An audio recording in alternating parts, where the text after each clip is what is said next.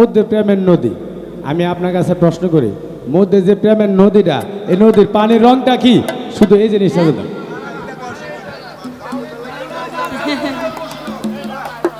না না না থাক, না না উনি প্রশ্ন এইটাই করতেই প্রশ্ন। পারে। হ্যাঁ বাজার পানির রং কি বলেন তো আপনারা? পানি খান? কাদা। একটা গানের মধ্যে আছে, অরসিকে বুঝবে কিসই একটা রসিকের সঙ্গ বিনে, হ্যাঁ প্রেম রসিকে প্রেম নদীতে কত মধু রসিকে জানে। হ্যাঁ সেটা হলো প্রেমের নদী। সে নদী যে প্রেমে না পড়ছে তারে কখনো বোঝানো যাবে না এটা নদীটা কেমন।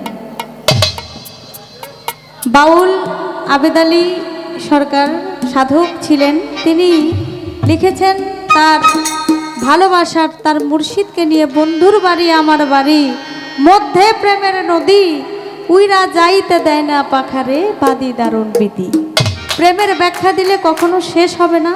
প্রেমে যারা বুঝছে পড়ছে তারাই জানে, বন্ধুর প্রেমে হোক, মুর্শিদের প্রেমে হোক, যার প্রেমেই হোক, যারা প্রেমে পড়ছে তারাই জানে প্রেমের নদীটা কেমন আর সেটার রং কেমন।